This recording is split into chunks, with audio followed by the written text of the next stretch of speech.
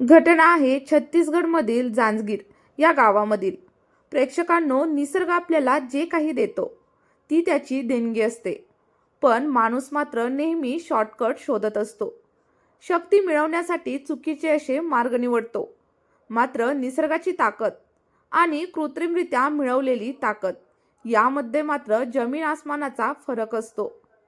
आपण जे काही वाईट कृत्य करतो त्याची फळं स्वर्गात नाही तर याच पृथ्वीवरती आपल्याला मिळत असतात. फक्त ती कोणत्या वेळेवरती मिळतात हे आपल्याला अजिबात कळत नाही. प्रेक्षकांनो, आज मी तुम्हाला अशीच एक सत्य घटनेवरती आधारित कथा सांगणार आहे. या कथेमध्ये एका तरुणाचा निर्णय योग्य होता की चुकीचा हे ठरवणं मात्र सर्वस्वी तुमच्यावरती आहे. ही कथा शेवटी कुठे घडली हे तर मी तुम्हाला सांगितलेलंच आहे. पण त्याआधी जर तुम्ही आपल्या चॅनलवरती नवीन असाल तर आत्ताच आपल्या क्राईम स्टोरी मराठी या चॅनलला सबस्क्राईब करा. कारण आपल्या चॅनलवरती आपण अशाच धक्कादायक, विचार करायला लावणाऱ्या आणि समाज प्रबोधन करणाऱ्या कथा घेऊन येत असतो. चला तर मग व्हिडिओला आता सुरुवात करूयात. मित्रांनो, अभिजित पाटील, वय वर्ष अवघ 26. शिक्षण पूर्ण झालं होतं पण स्थिर अशी नोकरी मिळाली नव्हती. कधी छोटे मोठे काम, कधी मजुरी, अशा प्रकारे त्याने थोडीशी बचत जमवलेली होती. आणि मनामध्ये मात्र एकच स्वप्न होतं, स्वतःचा असा व्यवसाय सुरू करायचा. त्याचा निर्णय देखील चांगला होता, पण त्याच्याकडे भांडवल मात्र अपुरं होतं. इतक्याशा पैशात काय होणार हा प्रश्न सतत त्याला सतावत होता.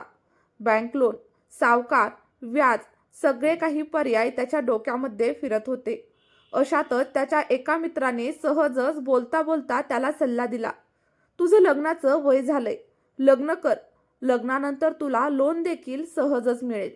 हा विचार आता अभिजितच्या डोक्यामध्ये घर करून बसला. आता काहीही झालं तरी चांगल्या घरामध्ये लग्न करायचं असा त्याने जणू काही निश्चयच केला. पण घरी हा विषय कशा प्रकारे काढायचा याचाच गोंधळ त्याच्या डोक्यामध्ये सुरू होता. 2-3 महिने गेले पण तो धीर करू शकला नाही. दरम्यानच सोशल मीडियावरती सतत सक्रिय असलेल्या अभिजितची ओळख इंस्टाग्रामवरती एका तरुणीशी झाली. तिचं नाव होतं रुचिता. रुचिता देखील तितकीच ॲक्टिव्ह होती. त्यानंतर ओळखीचं रूपांतर मैत्रीमध्ये झालं आणि त्यानंतर रोज चॅटिंग, मनमोकळ्या गप्पा आणि वेगवेगळे असे विषय. हळूहळू अभिजित त्याच्या मित्रांपासून दूर जाऊ लागला. रुचिता त्याच जिल्ह्यातील होती, फक्त तो हा तालुक्याच्या गावामध्ये राहत होता आणि रुचिता शहरामध्ये. पण गप्पा मारायला आपल्यासोबत कुणीतरी आहे याचंच समाधान अभिजित त्याच्या चेहऱ्यावरती स्पष्टपणे दिसत होतं. त्यानंतर काही महिन्यातच अभिजितने व्यवसायाचा आणि सोबतच लग्नाचा विचार देखील रुचिताला सांगितला. तेव्हा रुचिताने त्याला स्पष्टपणे सांगितलं, माझ्याकडे पैसे आहेत, मी तुला मदत करीन, पण मला धोका देऊ नकोस. लग्नाचा विचार सध्या तू बाजूला ठेव. अभिजितला जे काही हवं होतं ते मिळवण्याची शक्यता आता त्याला दिसत होती. पण दोघेही प्रत्यक्षामध्ये कधीही भेटलेले नव्हते. इंस्टाग्राममधील व्हिडिओमधून रुचिता तरुण दिसत होती, पण प्रत्यक्षात तिचं आधी लग्न झालेलं होतं. पतीशी न पटल्यामुळे ती माहेरी आलेली होती. पैसा होता पण आयुष्यावरती बंधनं होती. जसा जसा वेळ पुढे गेला तसं रुचिताचं आकर्षण वाढत गेलं. शेवटी तिने अभिजितला भेटायचं ठरवलं. तुला व्यवसाय उभा करायचा आहे ना, मग माझ्या अटी तुला मान्य कराव्या लागतील, असं तिनं अभिजितला सांगितलं.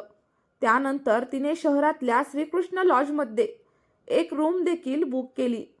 अभिजित ठरल्याप्रमाणे त्या ठिकाणी पोहोचला आणि त्यानंतर थोड्या वेळातच रुचिता देखील तिथे आली. ती दिसायला नीटनेटकी पण वय लपवणारी होती. दोघांमध्ये गप्पा आणि जेवण झाल्यानंतर मूळ मुद्दा आता समोर आला.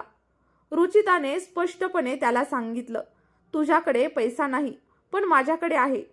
तू मला साथ दिलीस तर मी तुला कायमच मदत करीत राहीन, पण आपल्यामध्ये सगळं काही गुप्त राहायला हवं.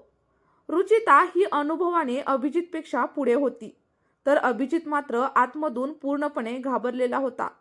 अपमान, भीती आणि पुरुषी अहंकार या सगळ्यांच्या दबावाखाली त्याने चुकीचा असा निर्णय घेतला. त्याने मेडिकलमधून शक्तिवर्धक गोळ्या आणल्या. अर्ध्या तासानंतर तो परत आला, पण शरीराने मात्र त्याला अजिबातच साथ दिली नाही. काही क्षणामध्येच अभिजित खाली कोसळला. त्यानंतर घाबरलेल्या रुचिताने लॉज मॅनेजरला सांगितलं. तिथे पोलीस आले. अभिजितला रुग्णालयामध्ये नेण्यात आलं, पण त्या अगोदरच डॉक्टरांनी त्याला मृत घोषित केलं. पीएमच्या रिपोर्टमध्ये जास्त डोस घेतल्यामुळे मृत्यू झाल्याचं स्पष्ट झालं. अभिजित आईवडिलांचा एकुलता एक मुलगा होता. अपमान सहन न झाल्यामुळे त्याने स्वतःचं आयुष्य संपवलं. पोलिसांनी रुचिताला ताब्यात घेतलं, पण अभिजितची चूक अधिक असल्यामुळे तिला देखील आता सोडून देण्यात आलं होतं. मित्रांनो, निसर्गाच्या नियमांना चुकवण्याचा तुम्ही प्रयत्न करू नका. कृत्रिम अशा शक्तीच्या मागे धावून तुमचं आयुष्य बर्बाद करू नका. चला तर मग, या घटनेबद्दल तुमचं काय मत आहे? तुमच्या काय प्रतिक्रिया आहेत? अभिजितची चूक होती की परिस्थिती जबाबदार होती? कमेंट करून नक्कीच सांगा. आणि सोबतच अशाच सत्य घटनांसाठी, सोबतच समाज परिवर्तन करणाऱ्या घटनेसाठी आपल्या चॅनलला सबस्क्राईब करा. सोबतच बेल आयकॉनचे बटन देखील नक्कीच प्रेस करा. चला तर मग भेटूया एका नवीन कथेसोबत एका नवीन व्हिडिओमध्ये.